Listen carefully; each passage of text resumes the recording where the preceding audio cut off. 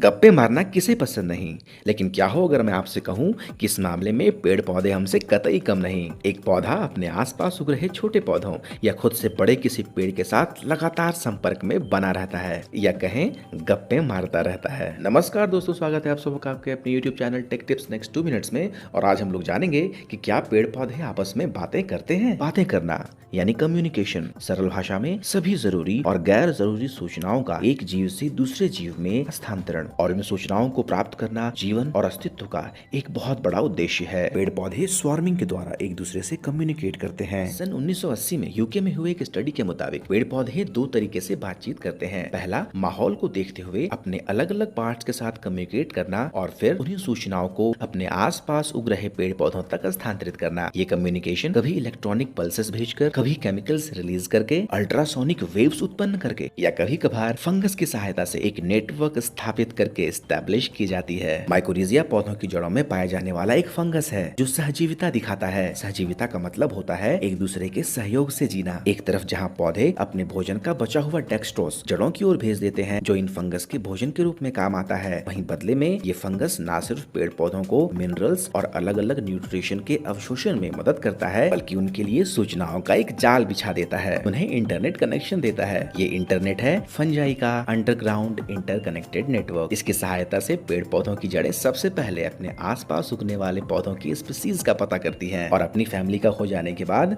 न सिर्फ उन्हें जल्दी सूचनाएं देती हैं बल्कि एक्स्ट्रा न्यूट्रिशन और डेक्सट्रोज भी प्रदान करती हैं। जब किसी पेड़ की शाखाओं पर छोटे कीटों का अटैक होता है और वो उसे नुकसान पहुंचाते हैं तो पेड़ एक खास केमिकल रिलीज करता है जिससे कि वास्प, मधुमक्खी या अन्य बड़े परभक्षी जीव आकर्षित होते हैं और वो उन छोटे कीटों को खा लेते हैं। इतना ही नहीं, वह इस इंफॉर्मेशन को माइकोरिजिया के थ्रू दूसरे पौधों तक भी बहुत जल्दी पहुंचा देता है ताकि वो पौधे भी अपना केमिकल डिफेंस मजबूत कर सकें। क्या आपको पता है पौधे स्पर्श या टच के प्रति अत्यंत संवेदनशील होते हैं। किसी एक पादप की पत्तियां अपने बगल के पादप की पत्तियों के स्पर्श या रगड़ से कंपटीशन का पता लगा लेती हैं और जल्द से जल्द ग्रो करती हैं। इस दौरान पौधों की पत्तियों का विकास उसकी जड़ की तुलना में तेजी से होता है। कुछ पौधे जैसे टमाटर और तंबाकू ये कम्युनिकेशन के लिए अल्ट्रासोनिक वेव्स प्रोड्यूस करते हैं जिन्हें इंसान तो महसूस नहीं कर सकता, लेकिन कुछ इंसेक्ट्स या अन्य प्लांट्स काफी आसानी से पहचान जाते हैं। क्या आपको पता है कटने के बाद एक पेड़ भी चिल्लाता है, लेकिन वो साउंड वेव की बजाय डब्ल्यू वेव्स प्रोड्यूस करता है।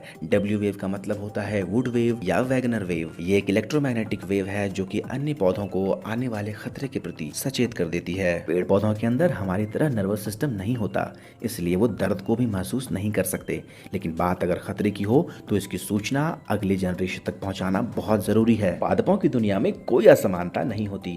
हवा, पानी और न्यूट्रिशन सभी पौधे के लिए समान रूप से वितरित होता है और शायद यही कारण है कि एक वृक्ष जो महसूस करता है उसे केमिकल्स के थ्रू उस मिट्टी में छोड़ जाता है और अगली बार उस जगह पर उगने वाला कोई भी पौधा उस इंफॉर्मेशन के हिसाब से ही बढ़ता है। कम्युनिकेशन का ये बायोलॉजिकल तरीका कोई उनसे सीखे। तो क्या गप्पे मारने वाले इन पौधों के बीच में लड़ाइयाँ भी होती हैं? इसका जवाब है हाँ, और इसका सबसे बड़ा सबूत है कैनोपी शाइनस। पौधे का विकास जब पूर्ण हो जाता है तो उसकी सबसे ऊंची डालियों में स्थित पत्तियां किसी अन्य पेड़ की पत्तियों के साथ अपना नाता तोड़ लेती हैं। उनकी संवेदनशीलता अब उन्हें स्वतंत्र विकास की ओर आगे ले जाती है। इसे ही कैनोपी शाइनस कहते हैं। हो ना हो भविष्य में जगदीश चंद्र बसु की तरह ही कोई ऐसा वैज्ञानिक आएगा जो इंसानों की बात पेड़ पौधों से जरूर कराएगा। उम्मीद है आपको ये वीडियो पसंद आया होगा। अगर हाँ तो इसे लाइक करें, अपने दोस्तों के साथ शेयर करें। अगर आप नए हैं इस चैनल को सब्सक्राइब करें और अपने विचार और सुझाव कमेंट्स के थ्रू जरूर लिखें। मुलाकात होगी अगली वीडियो में एक नए टॉपिक के साथ। जय हिंद।